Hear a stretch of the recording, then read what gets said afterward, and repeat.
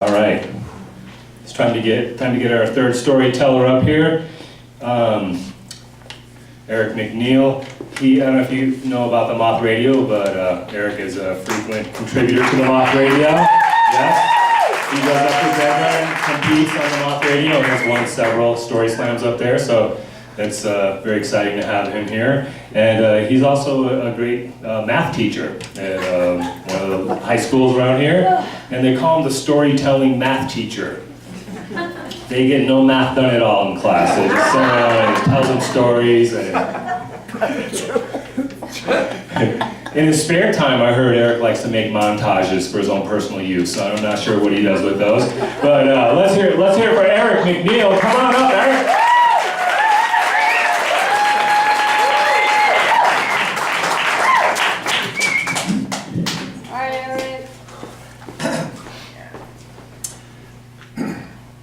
I was 12 years old when my mom married this guy named Julian. This would be her fourth marriage, and the first thing he did was move us from Farmington, New Mexico to Taos, New Mexico, so he could sell mobile homes. And it was great. We got to live in this double-wide trailer right there on the lot, which was an upgrade from our single-wide back in Farmington. And this was 1973. And I was 12 years old, and the fashion for 12-year-old boys that year were plaid, big bell-bottomed, polyester pants with this giant weave and these big cuffs at the bottom. And I hated them. It was like fake clothing. This was the last year I let my mom buy me school clothes. So the first day of 7th grade at my new school, I open the dryer and pull these pants out, and the whole load comes out with them, because this is before dryer sheets. And I'm peeling off the laundry, and I pull on these pants, and there is so much static electricity that you're just sucked to my leg.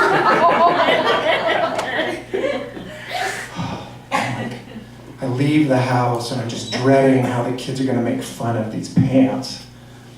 And so I get to the bus stop, the bus pulls up. I walk up the stairs, I turn, and I pause. The whole bus has gone silent. I look down the bus and there's not another white face on the bus. Every single kid is either Hispanic, maybe Native American, and they are looking at me like a ghost just appeared. And they're not even noticing my pants. So I start walking down the middle of the bus and I hear gringo salao. Gringo salao. I say, what are you doing on our bus? And the kids started spitting on me. And I'm desperately looking for a seat. I finally found one. I sit down and I'm staring at all this spit on my legs. I'm like, well, at least the pants are plastic.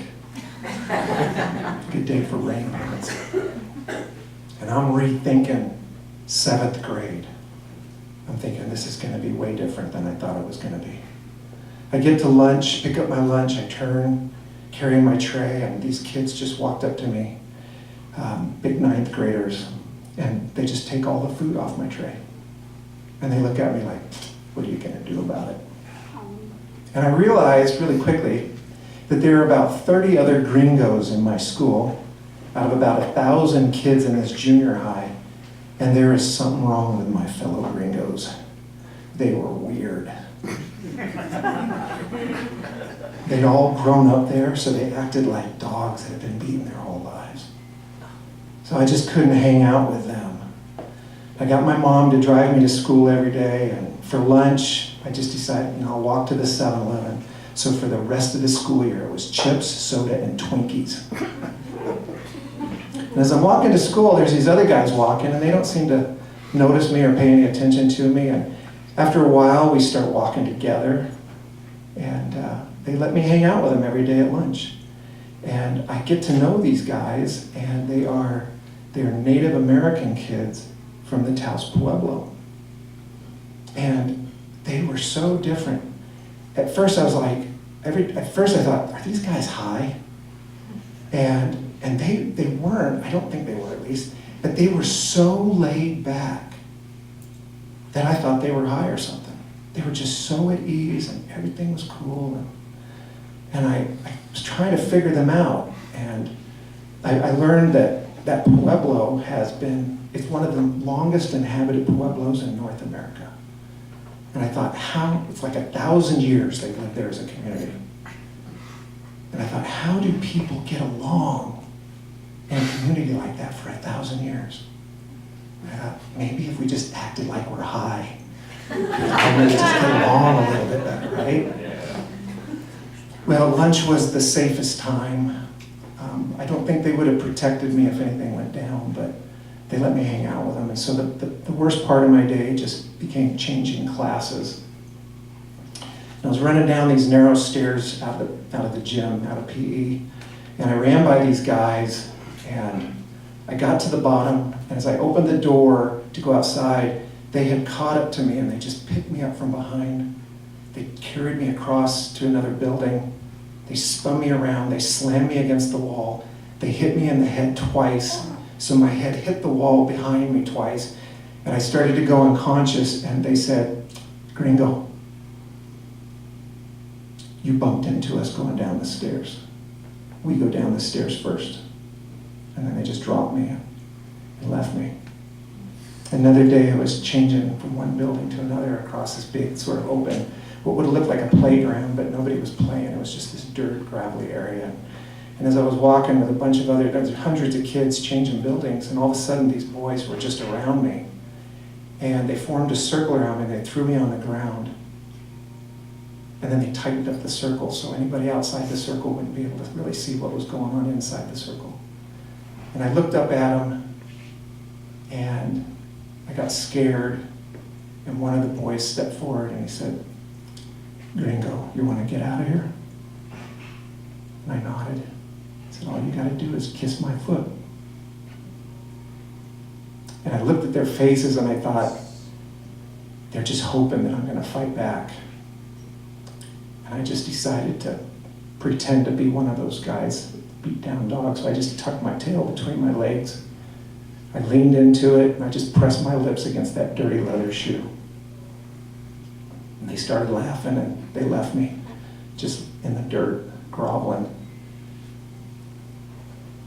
And I feel it's really important for me to share this story with my students. And when I share this, every now and then there's some tough guy that'll go, "Mr. McNeil, come on, man, why didn't you fight back?" And I hate telling this part to him, but I feel like I need to. I said, because I was scared. And I wasn't just scared of getting beat up. I was scared that if they started to beat me up, I would turn into those other beat down dogs. And I tell my students, I hope you never, ever have to be as scared as I was at that point, or ever feel like you have to do something that humiliating to protect yourself. But my classes could be bad. My English teacher was Hispanic, and I thought I was pretty good at English until I started asking questions, and she'd go out of her way to walk all the way over to my desk, and she'd lean in close and she'd go, "What's wrong with you?" And at first I thought, what's wrong with you? I've never had anybody talk to me like that. But she did this so much that after a while I thought, maybe there is something wrong with me. Maybe I am stupid. And then this kid in class said, "Gringo, why don't you go back where you came from?" I said, "What do you mean? Why don't you go back to your country?" I said, "Wait, this is my country." And he goes, "No, this is our land. You need to go back to your place." And as I talked to him about it, I realized that in 1973, New Mexico had only been a state for like 62 years, 60 years, something, I don't know. And his family, he said, they had generations of people that had lived there. And so when they became part of the United States, there's all this anger over stuff that happened as part of that process. And so I learned it wasn't just that I was white, it was that I was a foreigner. I was the outsider. Well, another kid moved into the school, a 9th grade kid, and he was like me. He didn't want to hang out with the other weird kids. And I only knew him because we were in band together. He was a 9th grader and I was a 7th grader. toward the end of the year, we were like, hey man, you want to go do something fun? So we go to this bowling alley. We get done bowling, we're playing pool, and this guy walks in, walks right up to my friend, and says something to him in Spanish, and my friend goes, what? And the guy just punches him in the face. And my friend punches him back. I'm like, uh-oh. And the guy says something in Spanish again, and my friend goes, what? And he punches him again, and Scott punches him back. And then the guy leaves.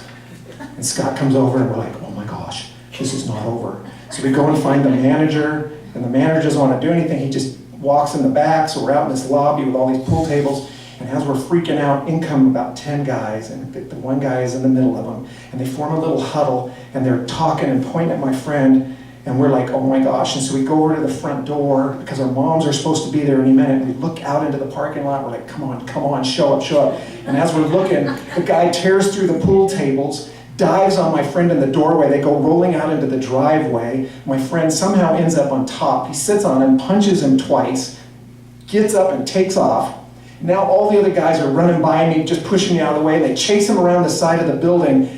And just then my mom pulls into the parking lot, and I run out and I jump in the car and I go, they're killing him. She goes, what are you talking about? And I'm trying to explain it to her, and then all the guys come running back around the building, and they're jumping in their cars and they're peeling out, they're taking off, and I'm like, Mom, we gotta go see if he's back there. And we drive back there, and everybody's gone.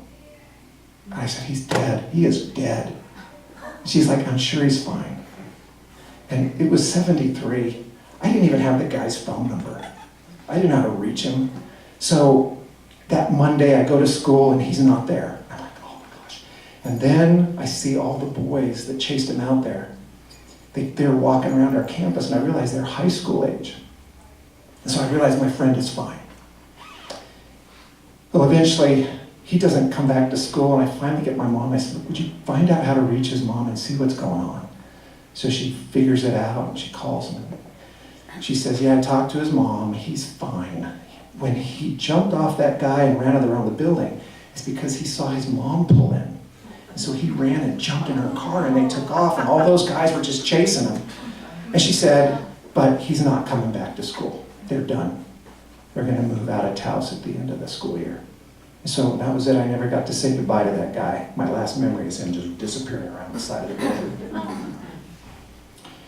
But my family also decided to move at the end of the school year, but it wasn't because of whatever was happening to me. My stepdad just wanted to move to Phoenix to isolate my mom even more from family and friends. So we pack up the car and we're heading out of Taos.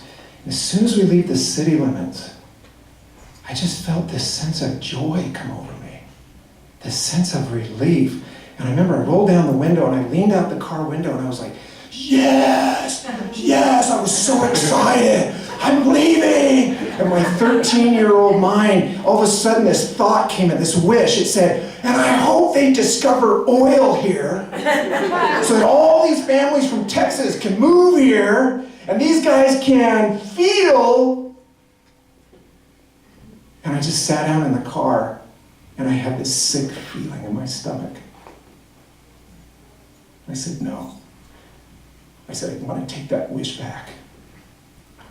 Because I would never, ever want anybody to feel the way I felt that year.